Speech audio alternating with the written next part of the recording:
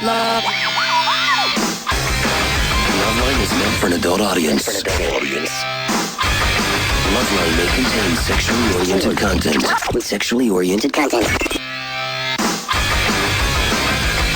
Listener discretion is advised. This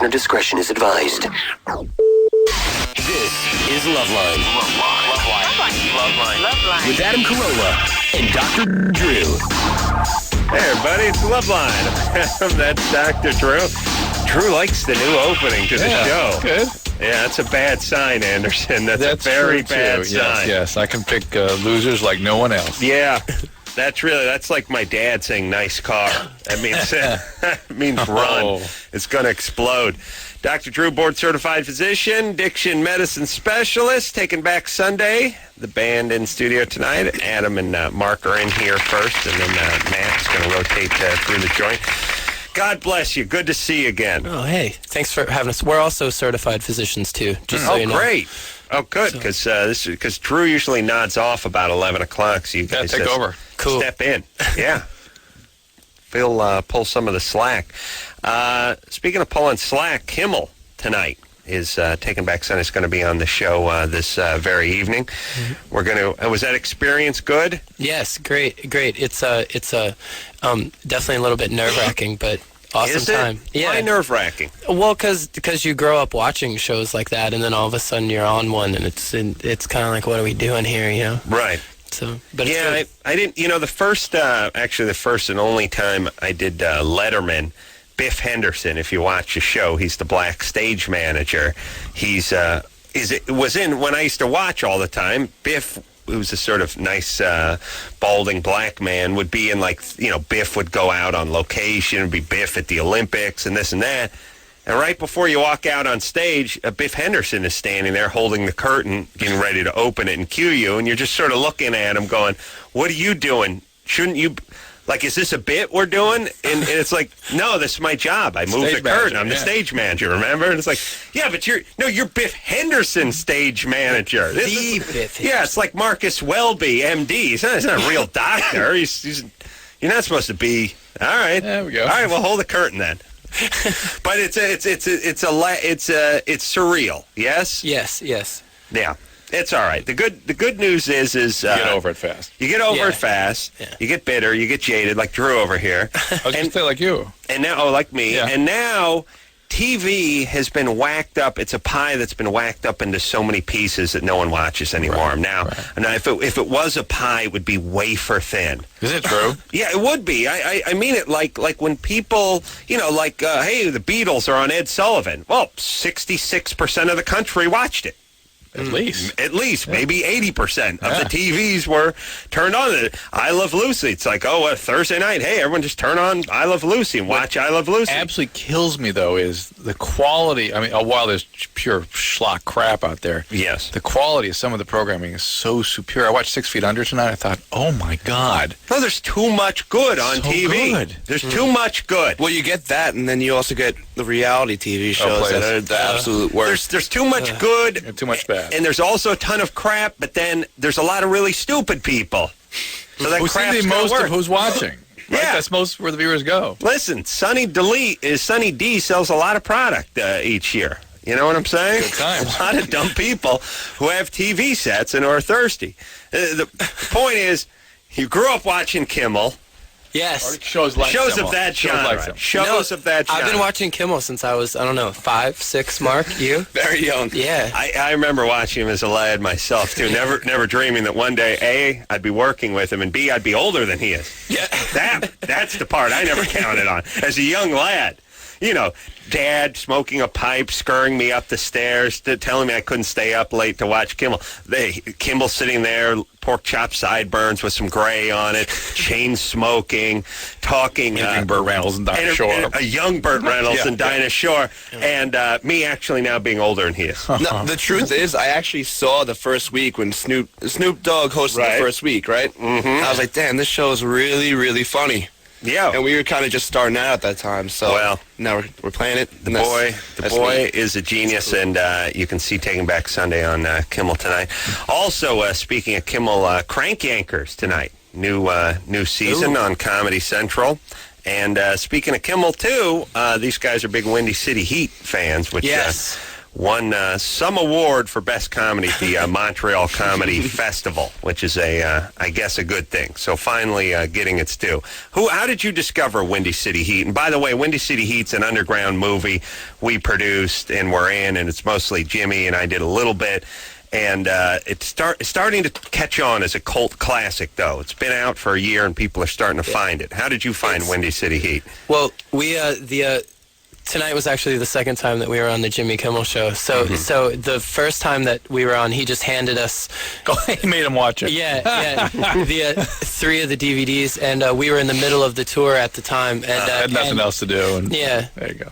So, no, but we, after watching the first five minutes of it, it turned into all of our inside jokes revolved around like Family Guy and that for a long time. Family Guy, Alex Borstein in here. Alex Borstein, the mom from Family Guy, and really? Somebody I basically knew from Acme Comedy Theater. They actually kicked her out of my kitchen one time. And we spent Thursday with Mila Kunis. Oh, yes. And my spending most of the time begging her to let me be a voice on Family Guy. Drew's such a, Drew, you're an idiot. It's like you begging a Dalmatian for a job as a fireman or something. I know. You understand? They're just bit players. I know. Well, Seth MacFarlane, that's the guy she went who about could what a family they are and what she community doesn't they are. even know who you are.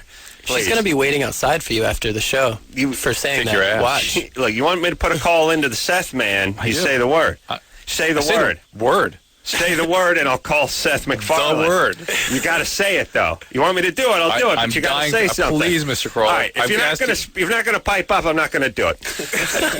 Taking back Sunday, number 1 requested song 2 nights in a row. By the way, on K-Rock, the mother station out here in Los Angeles. And not only is K-Rock the mother station of Loveline, it's really the mother station of the alternative universe. Yeah. I mean, number 1 station many years. It's perennial. It's the New York Yankees of radio stations, yes? Yes. Been around. Started even in New York. In New York also. Started K-Rock in New York, but not K-Rock Los Angeles. Yes. Oh no, both. They're both just huge. Man, yeah. You're going to make a great politician one day. Yeah, right. Well. Where'd you guys grow up, by the way? I probably asked you that last time you were in here. Well, the band is it's a Long Island, New York band, but Adam's the only one who's not from New York. Yeah, well, Fred, too, is from Philly. Oh, Fred. Yeah, Fred. I'm from, I grew up in the Southeast in North Carolina. Where'd you guys meet? They were, Taking Back Sunday actually played a show in North Carolina, and they were minus a bass player. So. Where you were in the bar that night and just walked up on the stage? Yeah. What? Well, pretty much, like, it was kind of, something straight out of a Bukowski book. Like, I was just drinking, and then they were playing, so I walked up, grabbed a bass, and next thing I knew, we're number 1 requested song. Do people know that story? Wow. I just made that up. I don't know.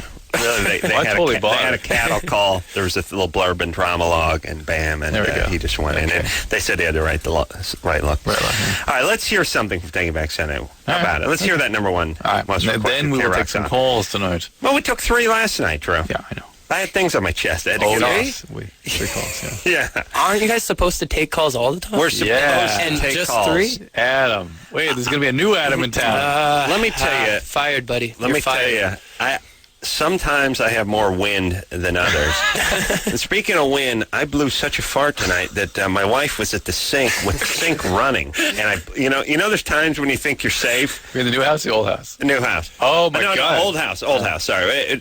There's times you think it's safe to fart, like what guys coming by with a leaf blower or something. There's those okay times to fart, a fire engine going by. It's like when the wife's at the sink and the sink's got the steel sink and the water's running full bore and her back's to you and you're 2 rooms over, I could hear her yell, "What was that?" She's a little nervous, and that's like, think fast, fart. That's it. That's all I could do. This is the best I could do. But when the actual, when it's more than a sound, it's a vibration. Oh, sure. It wasn't the smell. You don't smell it, you feel it. Oh, it was actually hit her in the chest. Shockwave. Oh, my goodness. I have a question. Yeah. Does your wife get upset when you do things like that, or is she cool? Put it this way. Here's how bad my wife. I mean, here's how broken she is. She thanked me for peeing in the toilet tonight because I usually take a whiz in the sink. I mean, I'm actually taking a leak in the toilet. Because she was hogging the sink. She was on the sink doing something, and I'm taking a leak. And she said, "Oh, look at you going in the toilet. Thank you. Such a good boy. Thank you. What a boy. What a lad. 40 years old. Finally being in the toilet. I'm going to get you a toy. This is great. you need a little, you need a little treat or something. She's like a little liver snap or something. So, yeah, she's broken, obviously, if she's thanking me for urinating in the place where human beings urinate. Yeah, I pee in the sink. He farts and does the Dutch oven thing. Dude, that is the greatest. And she doesn't like it. Oh, She's not appreciative. Not I good think audience. that's genius. Yeah. Truly. He does too. She doesn't. Yeah. No, I do. She doesn't. It's the flap. It's the wave. It's the waft thing. That's it's the essence thing. You know, it's the scoop. Especially when you go with the two-hand underhand scoop. You know, it's an offering. You know what I mean? It's here you go. Yeah. Sample my essence, dude. That's love. That's what I say. That's what I say. It's greatest in the car. Oh. Okay, listen. Here, let me just say this to women about the farting thing too. It's a little bit of a Mexican standoff we have with the broads, which is we think farts are funny. They don't think farts are funny. It's really like Palestine and Israel and stuff. Here's the deal: we're not going to back off. You hear us, ladies? It's in your genes. It's in our genes. Yeah. We can't help it. It's asking. It's like here's the scary asking thing. A lion not to eat meat. Can't be done. When your wife reacts negatively, what do you think? It's funnier. Thank you. I can't figure out why she reacted. But here's what I'm saying. Let's stop quarreling. You guys just give in. We can't be budged on this. We'll pick up our underpants and put them in the hamper. Oh, there you go. Maybe I'll start peeing in the sink 3 days a week. There's a compromise. And not do it on Easter or something. I mean, there's room for negotiation, and I'm ready to make in areas where you can change. Where I can change. Yeah, sure. I think I can change in certain areas. But you'll never not laugh at a fart. We're not going to get. We can make no concessions on farts, and so let's just move past this. Farting's always funny. Always funny. Never always not funny. So you ladies embrace it.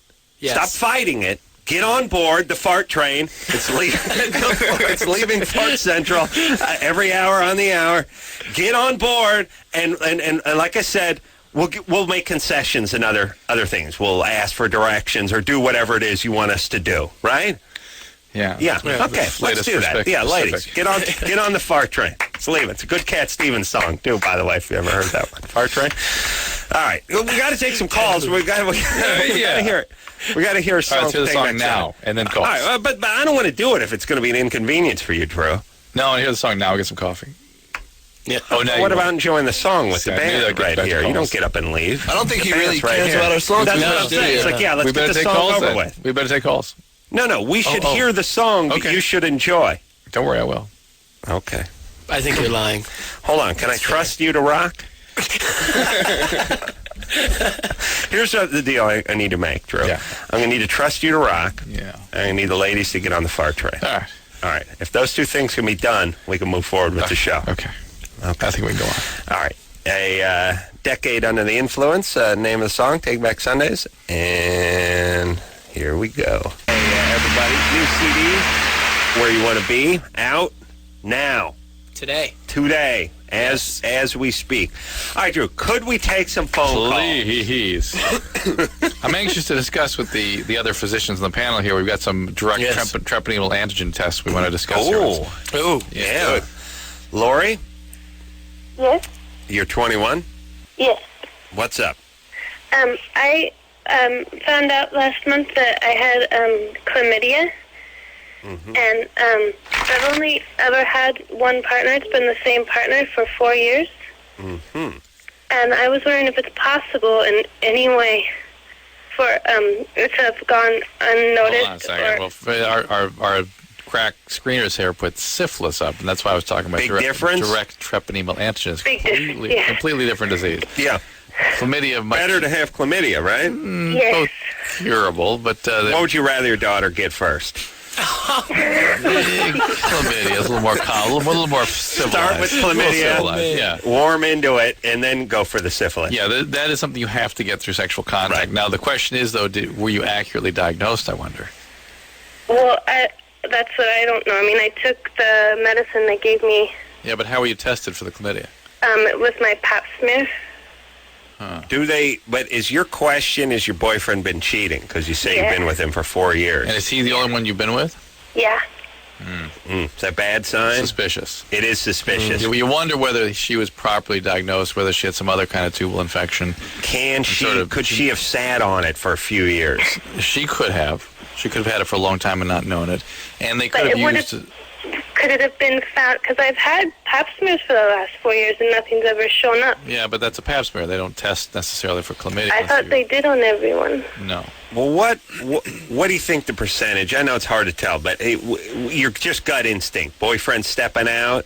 Did this thing just come from nowhere? My gut instinct is that the diagnosis was wrong. That she doesn't have Yeah, she probably has some other tubal infection other than chlamydia. That'd be my bet. But and that you can get without sexual transmission, per se. You can? I'm assuming your boyfriend is not only cheating, but with your mother. There you go. No. Just difference of opinion. That's my instinct. I'm almost never wrong. Hey, Lori? Yeah. Do you think your boyfriend's cheating? Well, I didn't think so until I got the test results. Have you asked him about it? No. Oh, baby, don't cry. I was just kidding about the mom part. It's probably just one of your friends. Is he kind of guy who would cheat? Was he cheating when you met him? No. He baby, said I was on the second partner. He said he was on a second partner. All right, so it could have been the first one. But here's the whole thing, too, everyone. Here's how you know if your boyfriend was cheating. Really, how did you meet him? What was he doing? Because if he was in a relationship and you worked with him and you guys started getting together and you did this for a few months and then he broke it off, whatever, there's a pretty good chance he's cheating. You know what I mean? He's going to do it again. That's his MO. Serial cheater. Yeah, if you met him and he was just free and clear, he'd been single for a few months or whatever, that's it. How did you meet him, Lori? At work. Mm-hmm. And he was single. He was single. All right. Okay. Yeah. And what's he do? This is another good way to figure it out. He's in school now. Aha. Doing what? Junior college? No, he's going to a university. And what's he studying? History. All right, he's not cheating. Impossible. All right, and why are you crying? Because we were supposed to get married in October. This all just sounds so bogus to me. Oh, sorry, it's getting bogus now? Yeah. All right, sorry. But we're going to call this bogus, Lori. There's no reason why you can't still marry him. Yeah. This doesn't mean he's cheating. And we're telling you all these positive things. Chlamydia. You keep up in the ante here with the negative. All right. So Drew doesn't believe you. You want to come clean? That's what's happened. All right. So are you really that? By the way, if you're truly this fragile and naive and have the mentality of a 12-year-old, you shouldn't be getting married. Right. Absolutely. We're telling you that you probably didn't cheat. You probably don't have chlamydia. We're telling you all these positive things. Well, I wasn't. Okay. Yeah, all right. What's the matter? Are you that fragile emotionally? Are you depressed, or what's going on? A little bit of all of it. All right. Well, what are you doing beside crying? You working? Yeah. Where do you work? I work at 2 places. I'm a massage therapist. Ooh. Yeah. What's a good tip? And legitimate massage? Yes. She does sound happy ending stuff. What kind of massage? Regular massage? Deep tissue, yes. Deep tissue. All right. And what is it? 100. Well to me. Quiet down. I'll get to it. Is it $100 for like 50 minutes? Yeah, about that. And what kind of tip do you want? $30? $20? 20 is average, but 30 is always nice.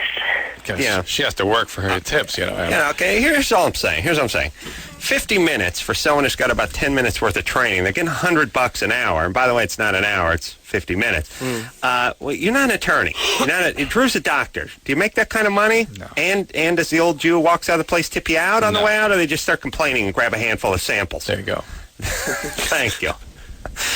Now, that's all I'm saying. Do you need to be tipped out? And here's what everyone says. This is like, well, they don't get any of the money. They don't get any of the money. That all goes, okay, well, they should talk to the guy who's getting all the money and say, look, let's see, I got a GED and I got 4 months training over at the Handjob Institute of Arcadia.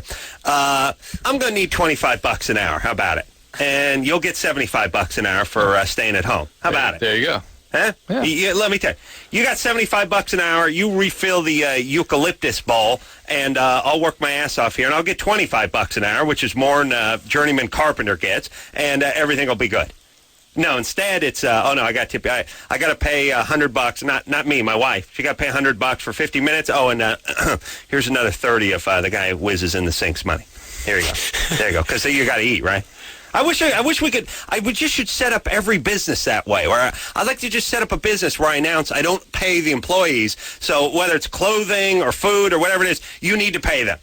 You need to pay them. Business should play them. Yeah, well, pay their the radio employees. station should do that. They kind of almost do with guys like Chris. But I just mean it's like, hey guys, we do a radio show. We don't get paid. So if you could kind of help us out just a little bit, here, could you help us out? Because we understand we don't get. This is where we get our money. I like when they make. Us out. I like that announcement too, where you have a business and you go, hey, they get their money from tips. Wait, so I shouldn't have slipped Drew the 20? No, you should. I should have? No, make sure you tip Adam. You should. I'm just. Cool. It'd be nice if I, got a little love too. Well, I thought he was going to split it. No, No. He doesn't. Do that. That's how I make my living. Oh, He gives. well, Mark? He gives $2 to Chris, the engineer, and then $1 to the busboy, man. Well, he's going to be around a second to warm up the coffee. All right, let's take a break, Drew. Yeah. Yeah. Really? So, $100 plus plus $30. $30. Sexual abuse history. Really? Are you sure? Lori? Yeah. Ever sexually abused? No. A little bit? No. Nothing? No. When did you lose your virginity? 18. How old are you now? 21. When were you born? 83. All right. That's a lot of math for a chick. Okay. You can't What argue month with that. 83? What month? What month in 83? July. She hesitated. And that was a beat. Well, Yeah. wait a minute. Now where you could be 20, should be 22 then, right? Depending on where we are. July what? 1st. Now aren't we 22 then? Didn't we turn 22 a few weeks ago? I forgot it was August. I told you. All right. I don't know. It's bogus. Okay. Is it bogus or is she just depressed and stupid? It's bogus. All right. She forgot. Drew, you forget. Okay. Drew, where are you going, by the way? Where are you going? I'm not going anywhere. I don't want you to leave. I don't want to like you to leave when I'm doing a radio program here. Leaving. All right. All right. Taking Back Sunday in the studio tonight. Yes. Good guys. Thank you. Thanks. They, You're not so bad yourself. Thank you. They like Windy City Heat. They're marginal fans of Crank Yankers, but that's all right. They've not mentioned that yet. I mentioned it. And they give a half-knowing nod. All right. And they did Kimmel tonight. So what more do you want? Now they're on this show. Please. We'll take ourselves a quick break. We'll be right back after this.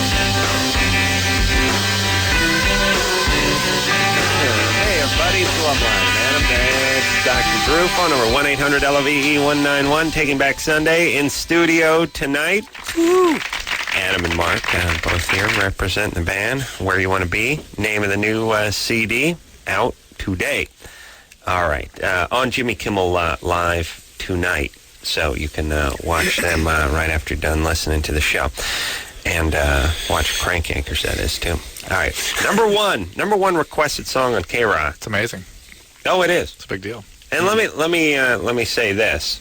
K-Rock is the S. You know what I mean? It's like... By the S, you mean? The S. I mean the S. The S? It's the S. I mean, I don't think I know what that means. Here's what I'm saying. There's the NFL, and then there's Euro League, and there's Canadian football, and there's arena football. If you're going to be an all-star, what league do you want to be in? The one that's the S. NFL is the S. That's the top. That's what K-Rock is. So when you're number one requested to K-Rock, you're the number one S. And your S doesn't smell. Allowed to say smell. All right. You ready to rock, Drew? Yeah, I'm rocking. Let's help the kids. Let's go now. Let's break it down. Hey, let's get a hand in. Let's go. Hey, take a knee. And let me just say this, gentlemen. That helmet is not a chair. Let's go. Grab a knee now. I just remember in Pop Warner, they didn't like you sitting on your helmets, and they had to tell you it wasn't a chair. Kate. Who do you like less, by the way? The guy who says, like, whatever you're doing, like, that's not a chair, whatever, that's not a chair guy, or the excuse you guy? You ever get that one? The excuse you is worse. I walked up to a 6-pack of soda that was in the sand. The guy put it there to cool it or something when I was at the beach when I was like 9. I was just walking down the beach. Hey, 6-pack of soda washed ashore. I started walking to it and I heard, "Excuse you!" And I thought, wow. I want to kill this guy. I'm 9. 9. Mental note, grow up and kill this guy. Sir, I'm going to need your name and address so I can kill you when I'm a little older. I need to put a notch in your tooth so I can find you later on. Yeah, where are you going to be? You think you'll be in the greater L.A. area? All right. Going to need to contact you in about 10 years when I'm strong enough to kill you. Kate? Yeah. You're 16? Yeah. What's happening? When, like, I have sex, like, more than, like, if I have it, like, sometimes it's twice and sometimes it's, like, more than twice. Like, my, like, vagina starts to hurt, kind of. Mm-hmm. Right. For many, many women, more than about 10 minutes is very uncomfortable. Oh, really? Right?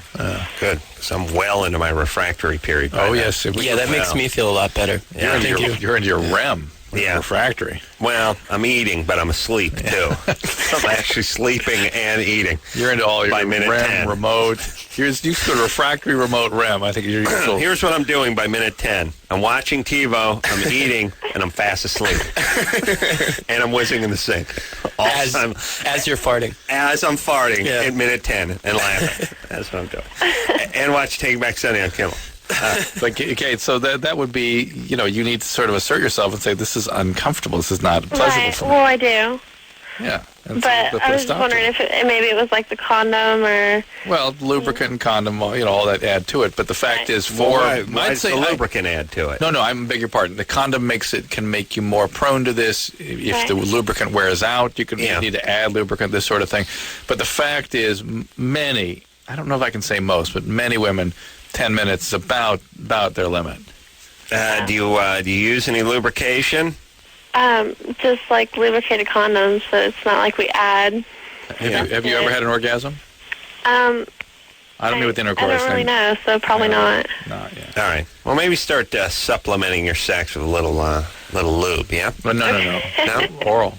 Oh, oral. That's Does he give you oral sex? Well, we haven't been together that long, and really? I don't know. Yeah. So we haven't really. Oh no, you should be doing that before you're doing the actual D. Well, That's I mean, first this thing. is my last boyfriend too. What's that? I said this was like with my last boyfriend too, but What? What was with your last boyfriend? Huh? Yeah, but you got to understand, you're configured biologically in such a way that you're not going to have an orgasm without oral sex. That's probably going to be you. All right. So you might as well get involved in that kind of. If you're going to be sexually active, might as well find the things that work for you. And too much intercourse, obviously, even a moderate amount, is not going to be good for you. She's 16. Maybe we should stop trying to talk her. Listen. I'm trying to talk her out of it. No, you're not. You're trying to talk her into it, Drew. She's already having sex. You gave her a mandate for oral. Hey, Kate. Yeah. I'm sorry about Drew. He gets off on that kind of thing. That's his bag. You know what I'm saying? He's very European that way. No. If you don't want to have oral sex, sweetie, if you're not ready for it, I say get your grades up and start respecting your elders. If you have a condom failure of some type, keep that morning after pill handy, okay? Right, okay. All right, I wanted to say something to Take You Back Sunday. What up?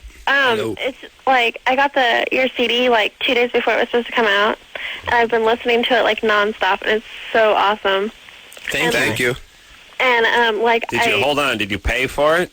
No. Oh, thanks sorry. a lot. It was given to thank me. you for stealing our music. How'd you get it? Yeah. Fair enough. I know somebody down at this radio station, and they're like, I was like, wow, I really like this band and stuff. And he was like, oh, I've been listening to the CD, and you can have it. Cause, oh, boy. The oral sex part's going to start coming into the store, too. If I know radio guys. Is that how he got you into bed? Do what? Different guy. Different guy. Sorry, different guy. This is DJ guy. Hey, thank you, though. Thank you. Yeah. No, wait, I'm not done. But, no, I turned off your CD so that I could listen to The Edge, and then you were on there. Shut up! She wasn't done. She had to work the F word. Yeah. Then she was. And let me just say this, Drew, by the way, you and your horrible radio. Somebody gave me like a best of CD for the show. Somebody at home just made some CD for the show. And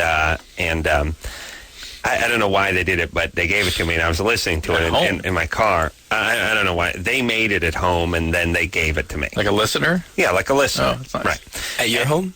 No, I know the home part's called. I really should have never said home, but the point is, they made it on their own. Yeah. It's not from the radio station, and they just sent it in. I was driving around listening to it, and I was listening to a call where we had to keep dumping the person, and I remember saying to you, Drew, I kept trying to set up, saying, okay, now people at home, you can't hear what just happened, and you were talking through the whole thing, and then I started getting angry at you while I was driving. Drew, if we dump, we're dumping. People ain't going to hear the little snippet that got dumped. Right. So, and we should probably, have had this conversation off the air. No, but we don't talk off the air. We do, just not about stuff we should talk about off the air. Talk about stuff, ironically, we should be talking about on the air, off the air. But the point is they don't hear the dump stuff, so we gotta we gotta let them know what's going on. No, but call it. Hey, I just cut the part that she says. Yeah, if Anderson is the engineer, he just takes it down to the one word. This was the call. This is the call where we were on hold. We clicked over to the person, and they were having a conversation, and they kept dropping the F-bomb. Yes. And they didn't know they were on the air. Yes.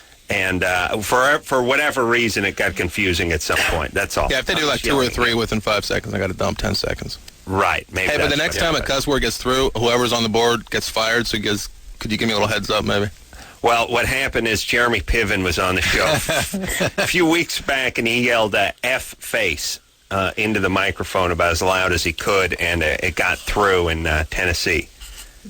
Basically, it was the guy here took it out, and whoever was asleep at the wheel in Tennessee, Westwood won. Engineer Ken. His new name is F-face, actually. Right. Engineer F-face let it slide through, and we got thrown off the air in Tennessee. Seriously, is that what happened? Oh, that's what I heard. Oh, Isn't that what you heard? No, I didn't hear anything about it. You were just talking about how much you love Tennessee, too. I know. That's a shame. bummer. That is a bummer. Yeah, they threw us off the air. Anyways, a little heads up when they cuss next time, guys. We'll work as a team. It'll be great. Yeah. No, Nobody told me about it.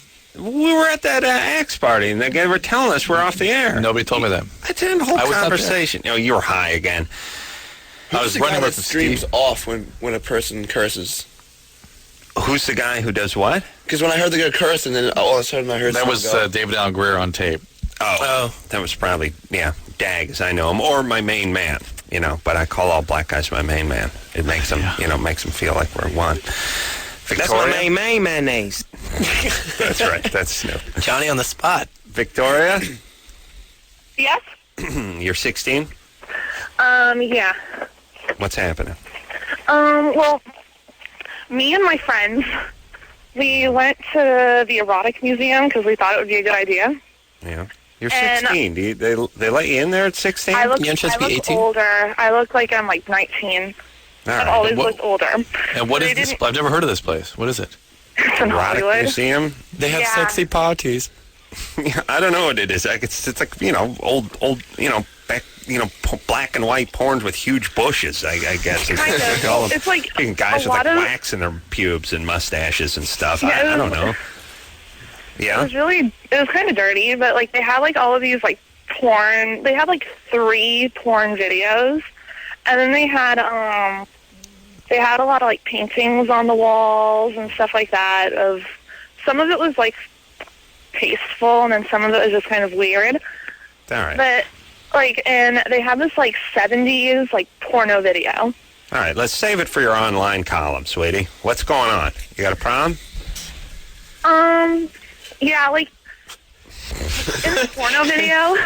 Yeah. In the porno, it scarred me. It freaked me out. Well, listen, bothered you're you? heading for the porn museum. Yeah, I know. What do you think? I see a bust of Lincoln. What do you think you're going to see in there? If it's a sexy bust, maybe. No. I have a brother.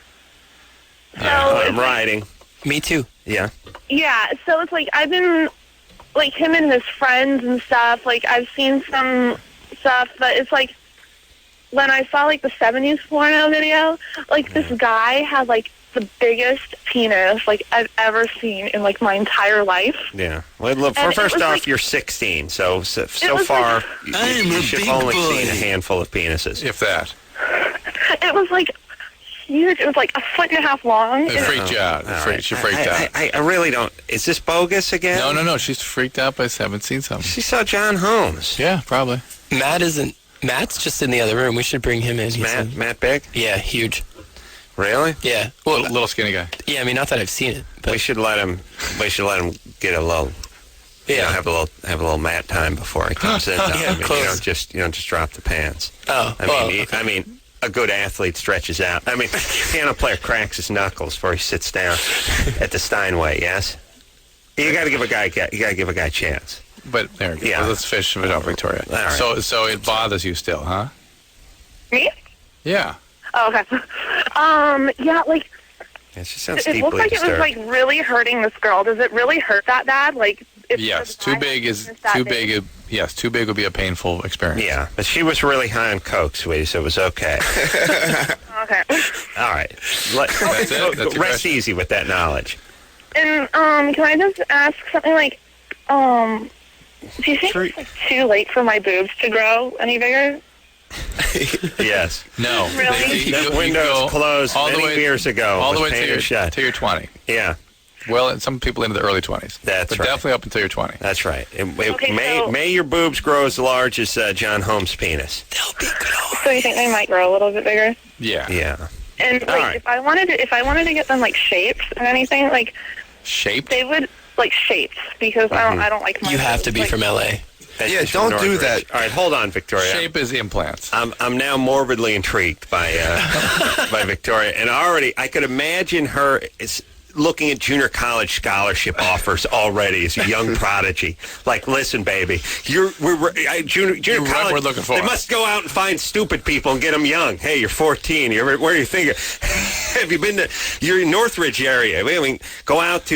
You got Valley LA Valley College. We got Pierce. We got a great farming program out here. There's plenty of hacky sack to be played. Let's give you a tour of the campus. Come on. Yeah, paying the parents off. All right. Here, taking back Sunday in tonight.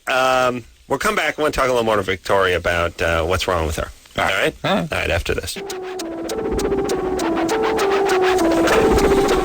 There, buddy. It's the Loveline. Oh, a nice one. Taking back Sunday in the studio tonight. Really? I don't know. Let me see. Always try to remember what to do if the atom bomb explodes right then. It's a bomb. Duck and cover. Yeah, I've done better worck. I gotta say. It's when you get diabolical in that laugh. I know I got to say. No, in the laugh. Yeah. It was bad. Yeah. Adam Bad Mark times. here tonight from Taking Back Sunday. Where You Want to Be, name of the CD, hear something off that in the 11 o'clock hour on Kimmel tonight. When we left off, we're speaking to Victoria from Northridge. Oh, the Valley, where I grew up. Shocking that such an intellect would be from the San Fernando Valley. Shaping her breasts. Yeah, at the age of 16. She went to the porn museum, which I find interesting, too. And she's talking about a guy with a big, scary penis from the 70s. Freaked her out. I'm guessing she's talking about John Holmes. Yeah. I got a John Holmes video. Really? Yeah. Is it cool? It's cool. Yeah. What? Yeah, it's a bunch of just 70s, great 70s porn. It's awesome stuff, really a little whack down memory lane. But the very beginning, No pun intended. here's what I love. Oh, Victoria's dropped out. Screw her. Here's what I love about the porn industry. Here's how the beginning of this movie starts. It's called Boogie Down with John Holmes. Number one. The beginning sequence is a guy, fat guy, it's like a bad belt, squeezing some pants, and he's clearly on some set in Van Nuys, except for there's a little AstroTurf spread out and a styrofoam headstone that says John Holmes on it. And he starts out by talking to him because John Holmes has been dead for 12 years, and he's like, Johnny the Wad Holmes, a legend in the industry. We're going to miss you, Johnny. But his legend lives on in this compilation. I'm thinking, hey, pal, I'm beating off. The guy's dead. Come on. Use your brains over here for a second. gosh. I'm trying to beat off. You're talking to a headstone? Well, what's going on here? Well, you got a picture of my grandma in the nude, too, that you can flash here? Like, what are you doing?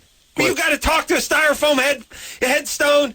Really? Let's just start the goddamn movie. I need some fat guy in a bad belt talking to a styrofoam headstone while I'm trying to beat off. Well, wait. Did he have a shirt off though? Because maybe his Did the guy have his shirt off? Yeah. No. Yeah, because, I mean, some guys are into that. No. Mark. No, I wasn't. No guy who's in. No, how dare you? How dare you accuse me of being into a guy with a shirt off? He could have been an attractive guy. He was an unattractive fat man who spoke in a very uneloquent way, if that's even a word, to a styrofoam headstone that was like falling over. Dude, I like some AstroTurf. I like it when the guys have the hair coming out of the shirt. Yeah. And little they got curls. Yeah.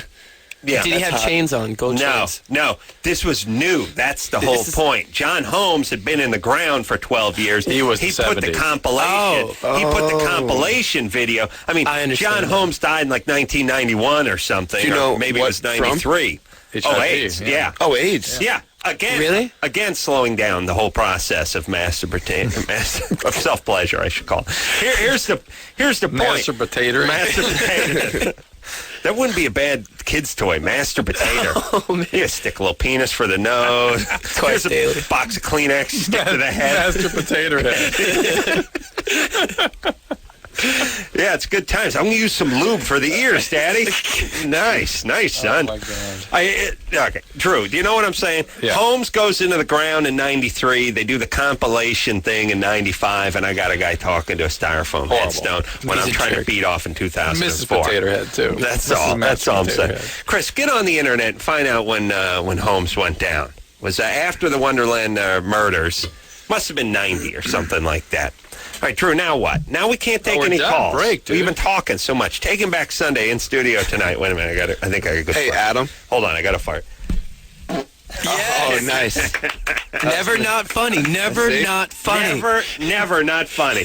Never. All right, hold on a second. We got to take a little break.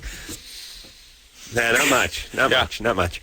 And I'm kind of disappointed in you. A little perfume quality Yeah. to it, too, in fact. What is that? Powder.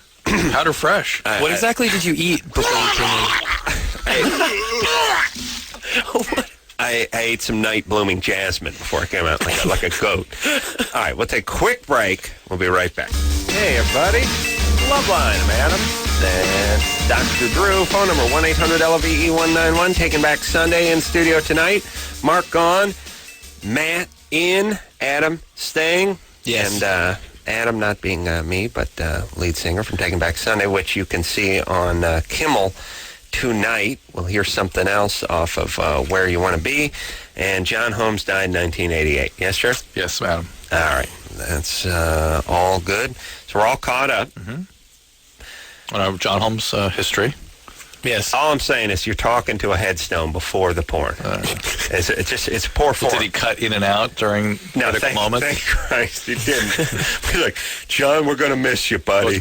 John, that was a good one. It's like, remember the time when it fades back out? It was great, too. I had the pleasure of working with the great John Holmes on one occasion. He was a total professional. I love when people, I love that.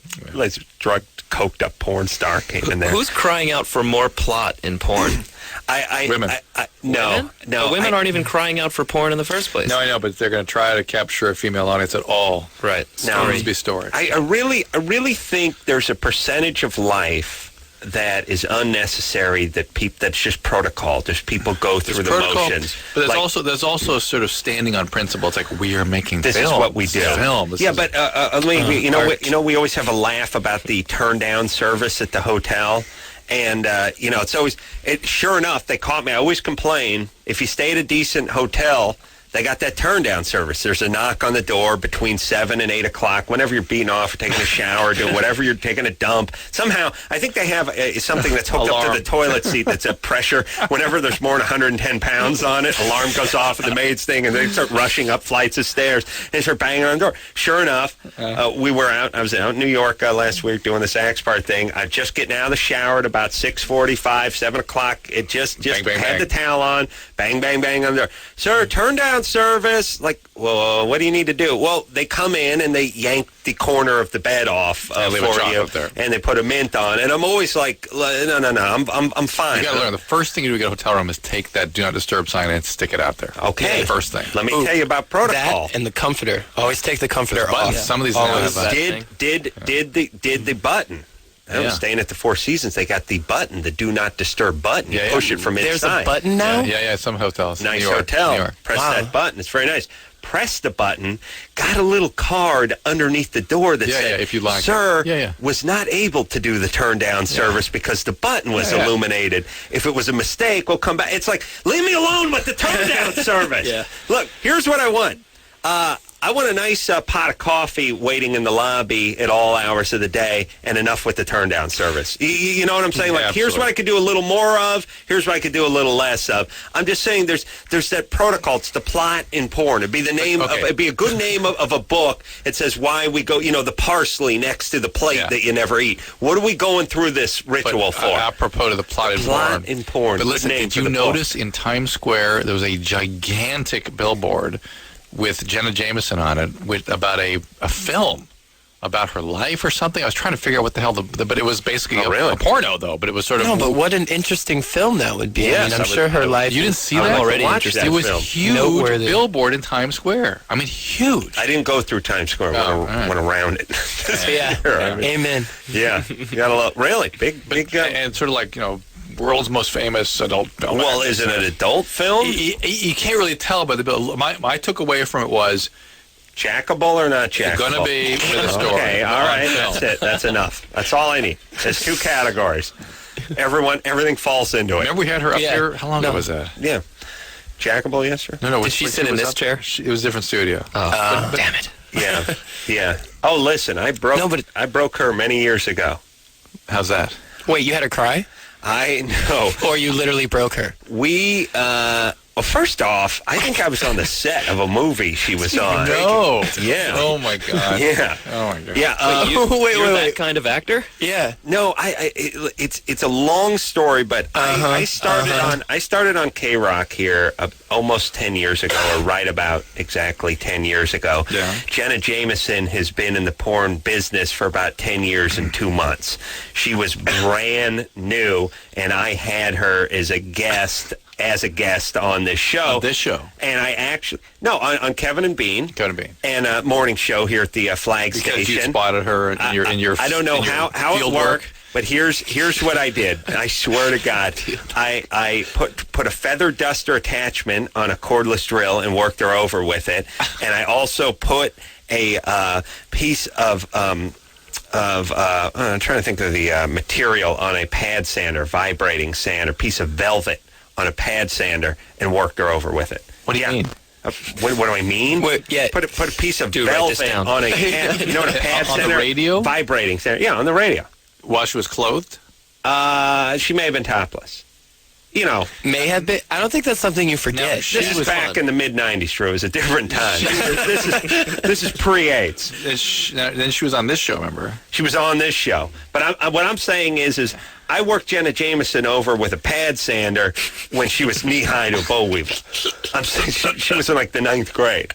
I mean, I'm saying she was brand new. Yeah. And you know the weird thing? The whole thing that I found dirty. Well, I didn't go downstairs with the pad sander. I stayed upstairs. You know, this ones vibrate. They feel pretty good. Pad sander, but vibrating what was it doing for her? Jitterbug sander.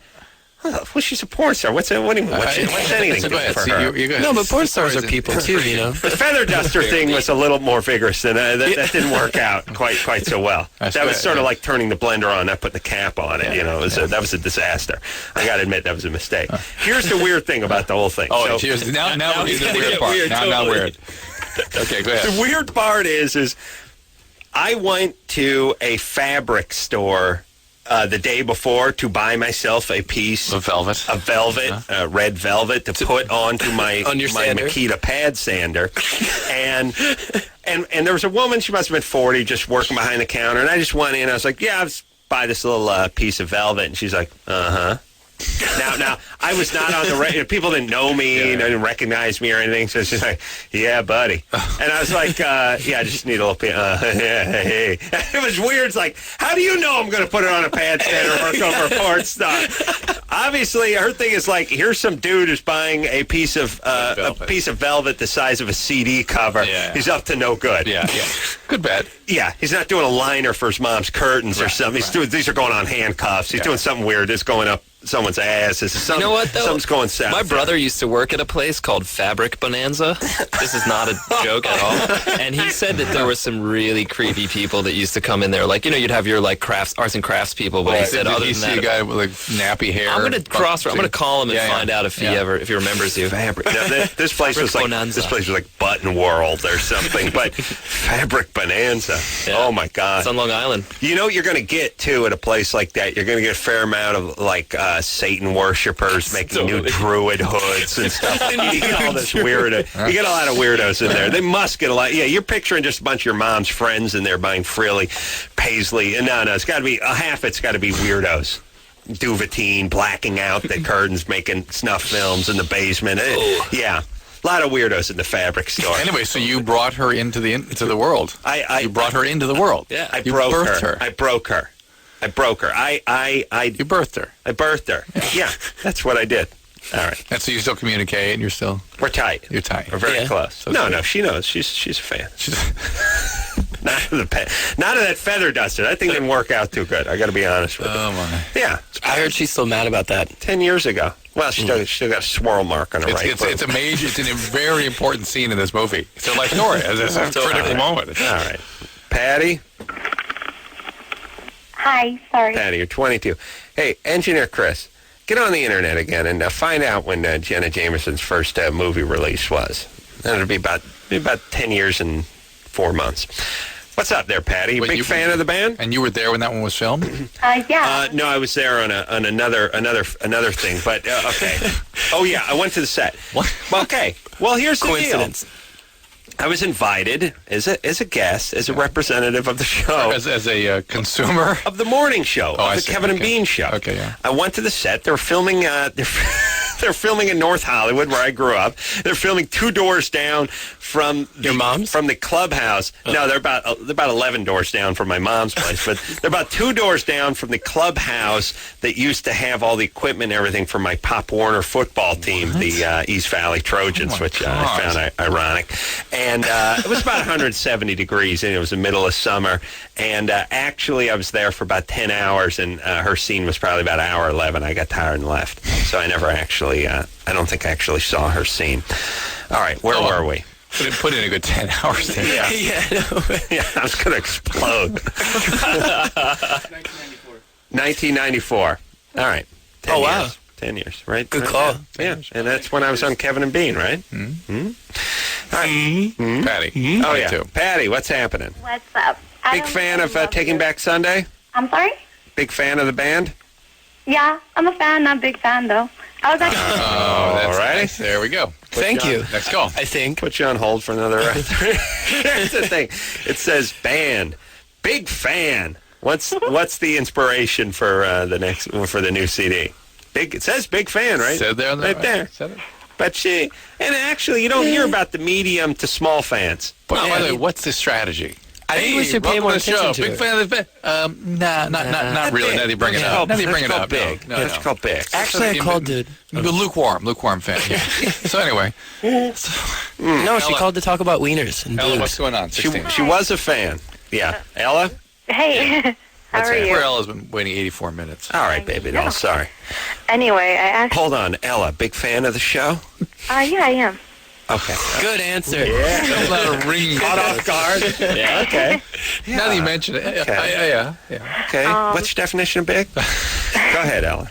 Well, I wanted to call because Adam, when I hear you, he's always saying listen to classical music and exercise. So Yes. I could, I don't know, summers are not good for me. So I was having a slump, and I'm normally healthy, and I was getting unhealthy, and I was like, I was saying I can't afford a psychologist, so I should do something for myself. I shouldn't just whine. So I did the whole classical music and exercise, and... Let me just make that clear for a second. We talked to a lot of people that are nuts, and they're depressed. Mainly depressed, and they can't find any therapy. They don't have the means for it or whatever. I tell people, get some classical music, get some headphones, and start going on some long walks, and So it'll clean you out a little bit. Ella took Adam's advice. So after your first suicide attempt, yeah? Oh, God, no. No, okay. So you listen to some classical music, and you started exercising. Yeah. And what did it do for you? And I also wanted to ask a little question about the show. Did it work? Did it make you saner? Did it calm you down? Yeah, definitely. I mean, I'm not, whacked, but it makes things clearer. In some studies, exercise performs, so to speak, well as Exercise compared. is the equivalent of taking Prozac. It has, in certain studies, it has shown to be very closely equivalent. Yeah. Have you ever tried working out to Slayer? Excuse me? Like a knife? No, Slayer. Slayer, the band. Oh, I'm sorry, no. All right, you got to try Good. that. Stay away from that. What was your other question? I was wondering how the show makes a lot of money since they always have the commercials are just what do you call it, PSAs. We tip Adam and Drew. We totally already covered this. Yeah, we're broke an hour ago. Paying these guys. That's how we get paid. Where are you listening? In Maryland? Baltimore? Yeah, actually we have commercials, but when I hear you on hold, I hear the commercial. Oh, well, that's how it makes. Those are just fillers, and what you hear in Baltimore. First off, you have commercials, right? Yeah, They have commercials in Baltimore? Is this really your question? Right. No, I was just curious because. All right, here's how the show makes money. You know the commercials? Yeah. Where I am, give you money. That's how. And what you listen to when you're on hold is the national feed. Which doesn't go on the the air. national feed doesn't have any it's like doesn't your have any. It's like what you do for charity. Ella, you give those- could you shut up for a second, I'm please? sorry. I swear to Christ, I'm playing handball against the drapes with this Ella. Listen, what is that with people? It's like, right, and what the national... Shut up. Here's the thing. The national feed doesn't have commercials. You then put in all the local affiliates, put in their local commercials. They don't want to hear a Cerritos Dodge commercial in Maryland.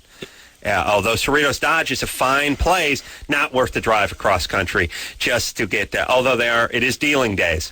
I'll tell you that. And they're moving product for $1 over sticker. $1 really? over factory. $1. They make one. They sell custom van. They make $1. And sometimes they'll let some of the PSAs bleed through just because they're so important. Things like airport security, laptop computer theft, right? What your body is designed to withstand. My favorite public service announcement. Public service announcement. Anderson, please get that. Give us a taste of that one. Just give us the whole goddamn thing. Okay, these are the public service announcements we have to hear every night because we hear the national feed, and they take on very important topics. Now, I mean, God knows there are a million things that we could think of to make PSA just based on the topics. Teen pregnancy. They come across our palate here every night. There's 100 things. Gang violence. Illiteracy, sexual abuse, alcoholism, all these things. No, we're not going to address that. But they tackle the really tough subjects, such as airplane turbulence. Here we go.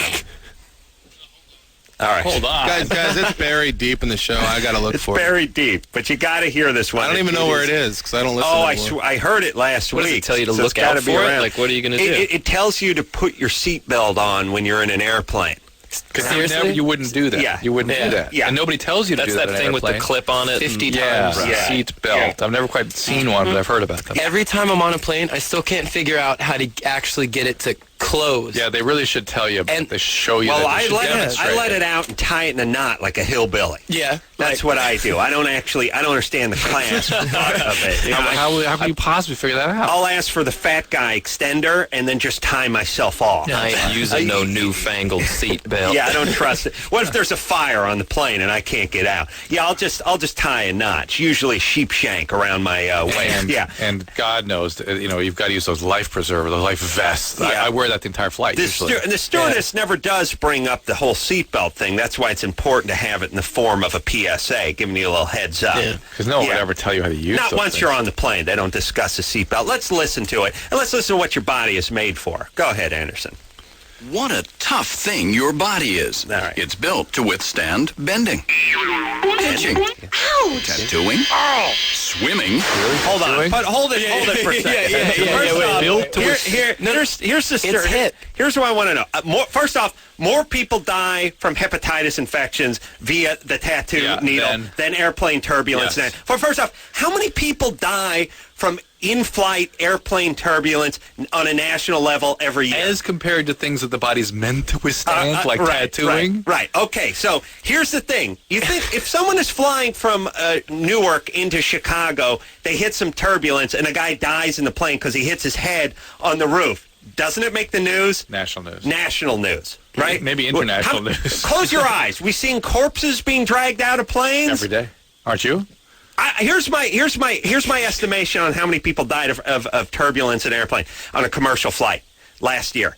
0. A little less than 0. How about the year before? Or half. 0. How about the year before that? I'd say there's been 2 deaths in the last 11 years from it. It's not from turbulence. And then that's not from turbulence either. That's just some an other old guy who had a heart attack when they hit All right, let's keep going. See what we're designed to withstand. What else withstand. we designed to withstand?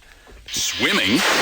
Swimming. No Okay, drowning. more No people- drowning. Yeah, no mention of that. Shaving. Loud noises. Turn it up a little, Anthony. Childbirth. No one ever dies in childbirth. Childbirth. The body's meant to withstand that. 1 out of 5 death historically, but we're meant to withstand that. Okay. How many women do you think die during childbirth each year? 0. It's gotta Or be- maybe 10,000. Okay. I'm not sure. All right. What else? What else do we got? Football. Never been a death.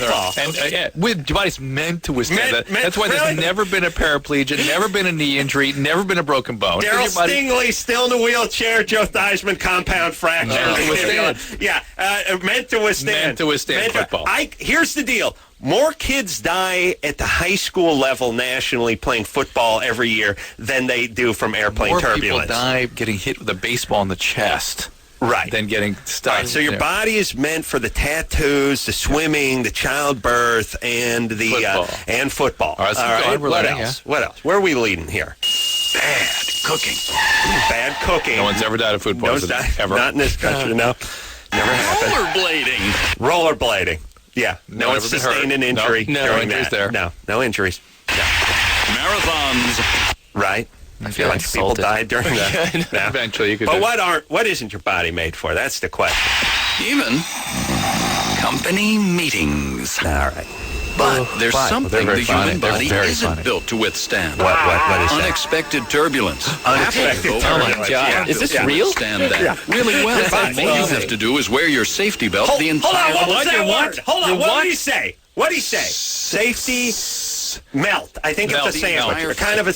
Yeah, So hold on. next time you fly, Right, next stay time. buckled up the whole Buckle- time. put the seatbelt on. Because after all, turbulence happens, and Right. you're just not built for We're it. not made This to message be is a public jostled in the service seat. of this- Right, but you are meant to take a hit from a blitzing linebacker when you're blindsided as a quarterback. That's what you're meant. That you're meant for. to withstand that, yes. Right. yes, So when LT's coming around the corner on the blind side, his 240-pound black man, he launches himself meant at for your that. head. That the body God Meant- designed the body for meant that. for- But being jostled in a padded seat.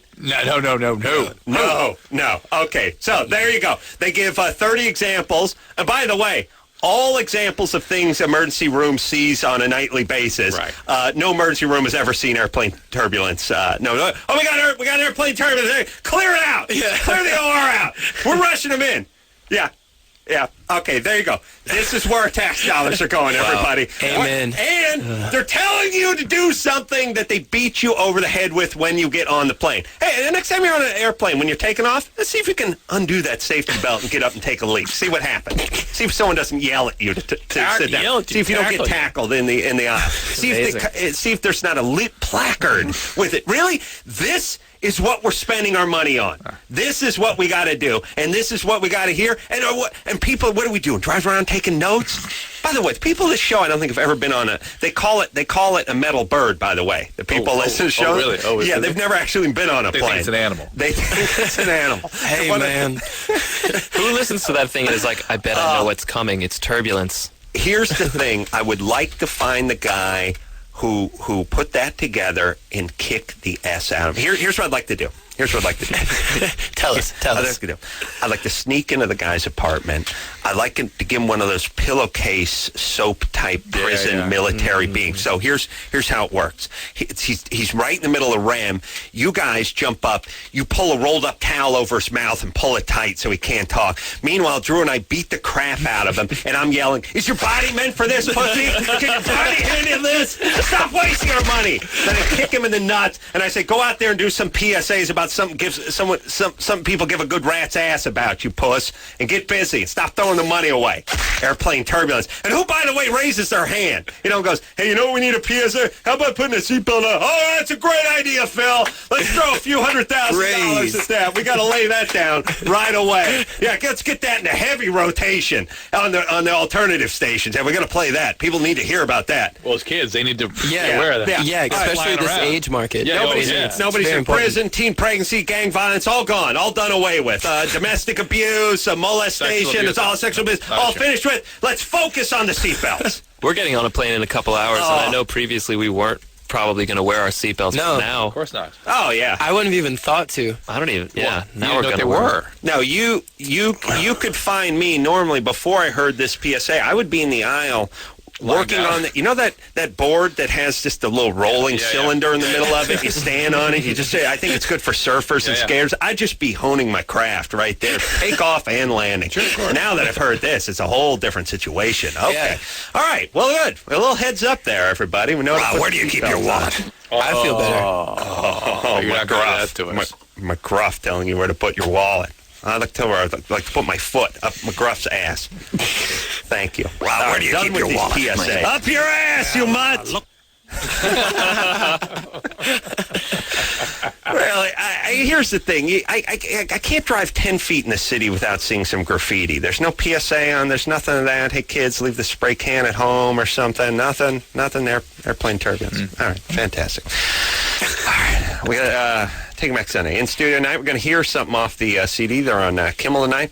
Take a quick break. We'll be right back.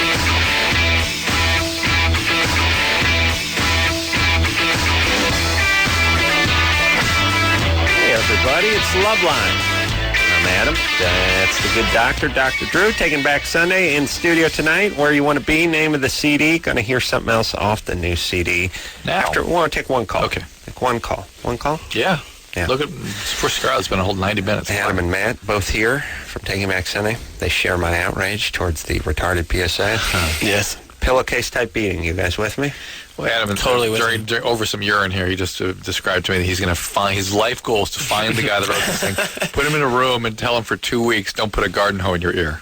Yeah. Repeat that over and over. He's going to sit in a chair. He's going to sit in a chair, and for 2 weeks, I'm just going to stand like Clockwork Orange. I'm just going to stand there and go, don't put a garden hoe in your ear. He's going to go, why would I? Don't do it! And he's going, yeah, I'm not going to. Don't do it! And I'll go, give me $20.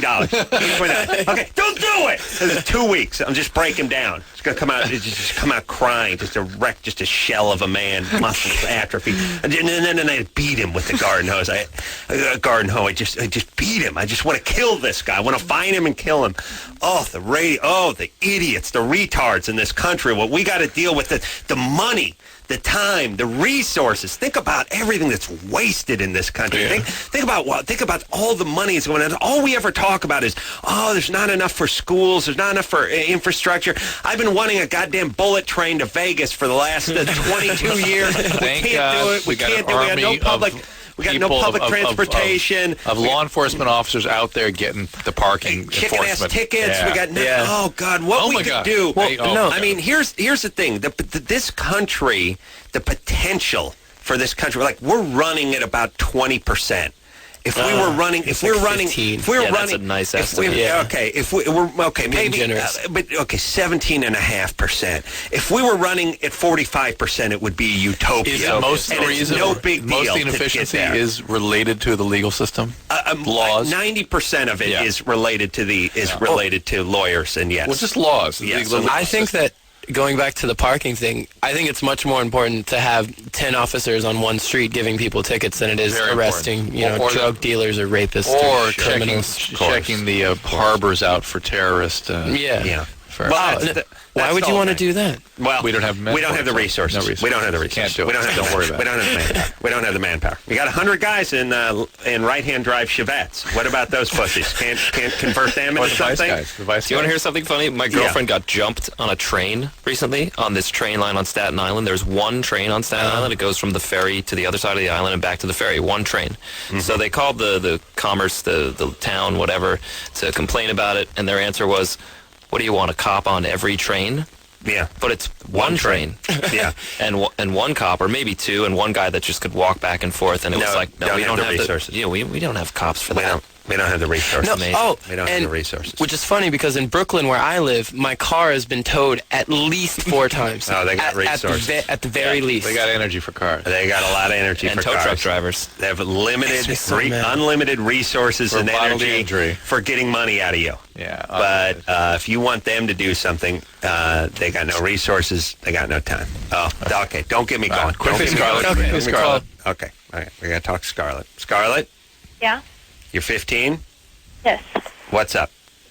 I had just recently gotten my stepfather in jail because he had raped me. Mm-hmm. How old were you? Speaking of rape, did you hear that PSA? Yeah. My ears were raped. How old were you when this happened? When it I was started? 14. I just turned 15 last month. Good. You did a good thing. I mean, good that you put him behind Yeah, bars. you did a good thing for yourself, for other people, and for him, frankly. Oh, really? Keep him from doing, All right. sometimes Yeah. these guys Well, won't that's be arguable, contained. but for us and for you, and that's the important people. He doesn't get a vote.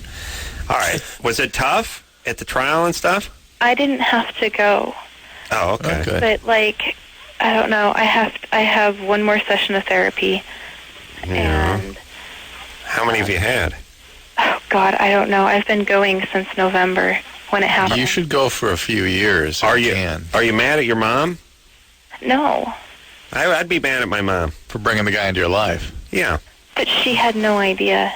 Yeah, she still brought the wolf into the hen coop. Yeah, listen, ladies, your spidey sense needs to tingle a little when you're bringing home the pedophile rapist. Yeah. Or by the way, your mom must have been Your mom's dad may have been a victim. Yeah. Right? Not that I know of. How's Grandpa doing? Oh, well, she's like 15. She probably didn't talk to her about that. Not a lot of... Her dad. What was he like? Your mom's dad. I'm not sure. Is he around? I mean, your grandfather? Like, I see him all the time and stuff. It's just we never really bring up the situation or anything. All right. And your mom gets along with him good? Her dad? Yeah. Yeah. Yeah. Okay. These are not trick questions. Yeah. So everything's cool. So and the other, so everything's cool with her grandpas. Yeah. And she did spring into action here pretty good. And That is got pretty behind good. you. Yeah.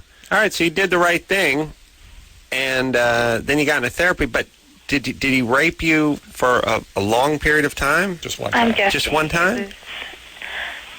But see, that's just it. Nobody else knows this. Actually, you guys are the first people I am telling this to. My own mother doesn't even know. As far as everybody knows, he's only done it once. But it happened repeatedly? Yeah, he's been doing it since I was like 10 or 11. All right. Well, listen, you got to stay in therapy. And you got to talk to the therapist about this. It is crucial to you. I can't stay in therapy. We can't afford it.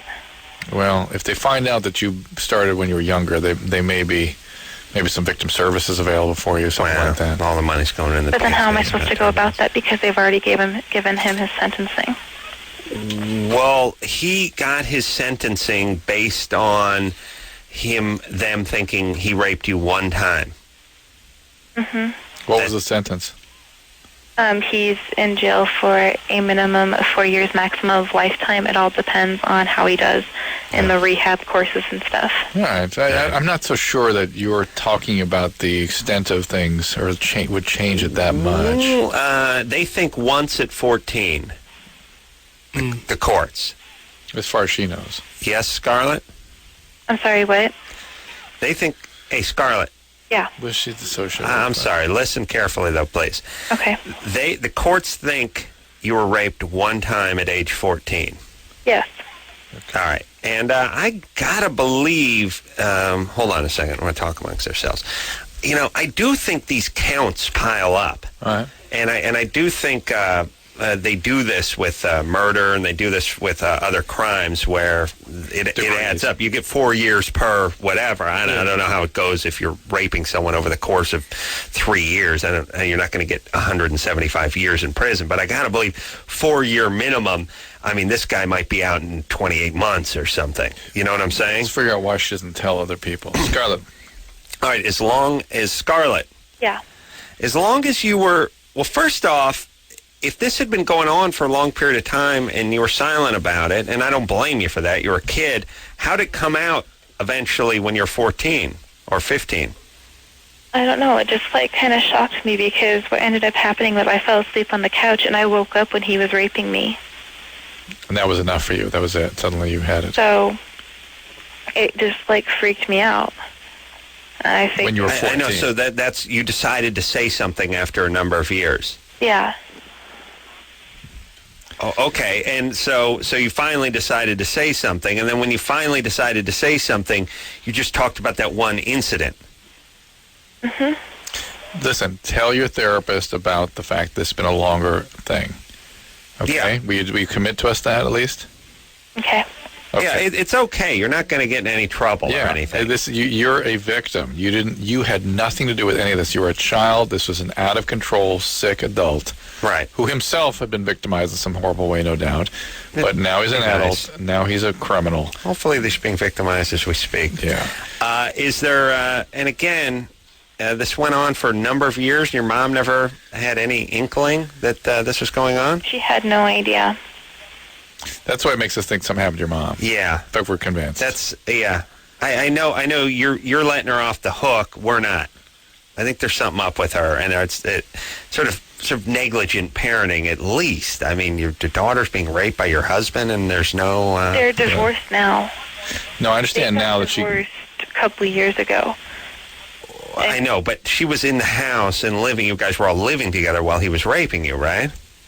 For like for a year, yeah. It's bizarre that she didn't pick up on something. But see, normally when it happened, she wasn't home because she was cheating on him. This we're talking about. All right. She has some culpability here. Okay. Your mom's a piece of work. Your mom's a piece of work. But here's the whole thing, Scarlett. Tell the therapist what you told us. Yes, please. Okay? Okay. All right. Here's the deal. Mom couldn't possibly. No, she was out busy screwing some other guy. How could she possibly know that Dad was raping me at home? Touche. You make a compelling argument. Fantastic. You're right. She's a saint. I had no idea. And by the way, I don't apologize very often, but when you're wrong, you're wrong. I was wrong about this woman. She's a delight. I'd like to have her by for dinner. Listen to some PSAs. You can watch me throw a tantrum. Look, Mom's a mess. And what we were saying earlier about Mom possibly being victimized is the moms who bring home the predators are the moms who were the attracted prey. to predators. They're attracted to them. They were yesterday's prey is today's lure for the predator. Yeah. But Taking Back Sundays. Oh, yeah. Good Good times. Good times. This is what you call feel-good music, by the way. I'll tell you what. You want to dance? It's Taking Back Sunday. All right, let's hear. Can we hear a song, Anderson? Are we cool? We can squeeze one in, right? Come on, buddy. Come on, here we go. Here we go. Bring it on. Come on, let's break it down. It's actually Get Chris. it handed. Chris, let's go, buddy. How long is the song? Let's go. Song? 8 minutes. They covered... 2 days long. It's a live version of Stairway to Heaven. 3 minutes. Here we go. All right. Actually, it's Freebird. It's called Set Phasers to Stun. Taking Back Sunday, everybody. In studio tonight on Kimmel Tonight. Name of the CD, Where You Want to Be. We'll take ourselves a quick break. CD is out, by the way, as we speak. Drew, on the computer. On the lead computer. Take a quick break, and we'll be right back after this.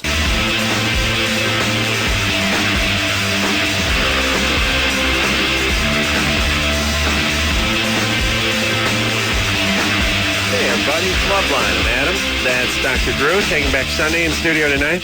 You said to hear an uncomfortable exchange between Drew and I. We argued during the break. They were looking down the whole time. Oftentimes. It was cute. Oh, no, we were giving each other secret hand signals. Really? Yes. It's way more uncomfortable for the people who hear it, I realize, than Drew and I, who have these every night serious... Dude, hop on our bus. Yeah, hop on our bus for about 25 minutes. We tour with... Let's see if you're running for your life. There's 12 people that are in the bus with us. We are better at tuning things out than anyone that I know. Oh, yeah. Good. So that didn't make us uncomfortable. Good. Even a little bit. Actually, I was thinking about the PSA still. Good. Totally. It sucks. Good. Focus. That's right. Prioritize. All right. Drew, you're all right? Yeah. You're not wounded? No. Everything's good? I think you guys should hug, though. No. We don't. No? Too weird. We don't. All right, well, look, we're not going on with the show because we had a talk. We're fine. But listen, we got to have another fight tomorrow night. So what's the big deal? Well, no, then you hug again, and then maybe it'll grow from there. Then it loses its meaning, its value. See, it's just... I think you guys could find the love in your relationship again. Hugging Drew, by the way. See, because you're thinking about it, because you want it, Here's what I because you need that affection from Dr. Hugging Drew would be a combination between hugging Larry King and an ironing board. An ironing board of this. That's what I meant. Wow, that's got hidden meaning, huh? Yeah, it does. Larry King, stiff as a board, maybe. Larry King, and you just imagine what hugging Larry King would feel like, and then go ahead and cross-pollinate him with an ironing board, and now hug him. Imagine what that would feel like. Or a cigar store Indian. Look, or wooden Indian. Yeah. Does Larry King stand up? I've never even seen him unseated. No, I don't think he has legs. Yeah, he does, but then the guy has to stand up. Totally. The marionette guy. I'm also insulted by the caution contents maybe hot thing on my coffee cup right here. Oh, really? Because if you can't tell... We've never known. I mean, yeah. It's like the lady that won all that money from the super big fast food chain for... Who dumped the money in her crotch. It's like, you idiot, that's your fault. That's your fault. I know. For being an idiot. We got to get the lawyers out of this Coffee country. is traditionally served hot. Yeah, it's a warm beverage for the most part. Unless you go for coffee the served hot? And the blended, yeah. Yeah, hot coffee is. Okay, things I've learned today. Coffee is served hot. And these guys are taking liberties. It's funny here. I know. No, I like it. No, we're trying to lighten the mood. They showed up. I was afraid you guys would start slapping each other. Fresh-faced kids, and now they're as bitter as we are. We're moving in on your turf, see? Justin, you're 22. Hey, how's it going? How's it going, guys? What up? Well, my question is actually for Dr. Drew. My father, he's actually from Ireland. He's been drinking pretty much all his life. You know, he's born and raised. Somebody from Ireland with alcoholism. I've never. I'm trying this down. Check that out. So it's a part of the culture, you know, to drink and everything. It's not just part of the culture. It's part of the biology of that genetic heritage. They have a very high incidence of this gene. Yeah. Well, anyways, he's been drinking all my life. Actually, my parents got divorced because my father drank too much. All right. What's the question? Well, the question is, me and my brother both moved out of our house about a year and a half ago. We moved back in. I've noticed in the last year he's getting a lot worse with his drinking. He doesn't drink at home, but he goes to the bar. It's a progressive disorder. Yeah. You're 22, and you really, first off, moving back home is never a good idea. Yeah, I know, but it's always a bad idea, and especially with alcoholic Mick Boozer for a dad. You don't want to do that. It sounds like they're really kind of going back in to take care of Dad as much as anything. Well, Dad's by himself. My dad is a great guy. You know, he treats me and my brother both like great. You know, but I think he's becoming dependent on me and my brother because me and my brother are the only two people that he really has here. You know, in the United States. Well, you're the enablers now, though. You're also allowing him to keep going with his disease. If you really care, you're concerned that he's going to die of his condition, which very commonly happens. Mm-hmm. You got to step up. You got to say, look, we can't keep supporting this. We can't be part of your demise. We're going to have to be out of your life unless you do something about this. All right. Maybe you go to Al-Anon. Yeah, well, I've heard of interventions, but I've heard on the show of interventions, but you say it does cost a lot of money. Which I'm only 22. You know, I don't have $10,000. But what Adam said is go to Al-Anon, which is go to yourself, go to a 12-step program where you learn about how to deal with family members with this disease. And in my experience, that move has a more profound impact on the identified patient than anything else. If you go to Al-Anon, he has a probability then getting that's your first move. That's your move. It's free. Audrey. Oh, hi. 17? What? You big fan of the band? Yes, I'm a really big fan. Yeah. Ooh, good answer. Thank you. There's one. Hey, so I have just been going around the city all day from way in the early morning trying to see you guys. Mm-hmm. When you were at Tower, they sold out, and then so we went to, me and my friend Amy, we went to Jimmy Kimmel at 4 to wait for you guys, but then long story short, my friend had to go home, so we found a ride, because we don't drive, we found a ride back to Jimmy Kimmel at 9. Mm-hmm. I'm really nervous, sorry. We found a ride back to Jimmy Kimmel at 9, and the security guards wouldn't let us in, so we just waited outside, and we were watching you guys from outside, and you guys were so good, and we heard you. Thank you. It was really awesome, and we love you guys, and yes, we went to the side, and, you had to leave. You had to go to Loveline, so yeah. But it's a fitting end to the day now that we're on the phone together. And here's the real fitting part. We're out of time. Oh, man, I'm sorry. But just under the wire, girl. Thanks, okay, baby well, doll. Thank you for your support. When are you guys going to be back in town, where I can meet you guys and stuff? Because I love you guys so much. Fall tour. Yeah. Fall tour, baby doll. Maybe October. Your headliner tour? Yeah. Yes. Okay. All right, Audrey. Okay, thank you guys Get so your much. license before then. All right, and I love Loveline, too. I love all of you guys. Thanks, Sweet Pea. We'll take a quick break. We'll be right back.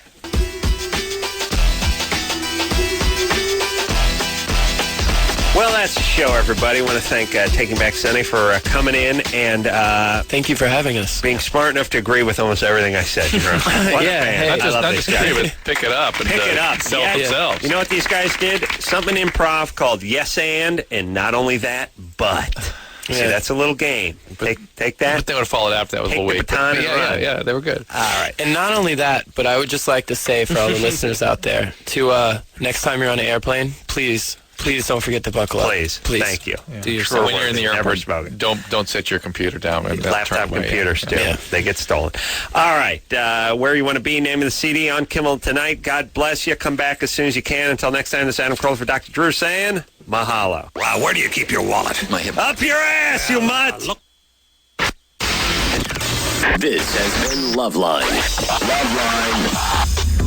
The opinions expressed on this show are not necessarily those of the staff, management, sponsors, or this station. The producer for Loveline is Ann Ingold. Loveline is a presentation of Westwood One Entertainment.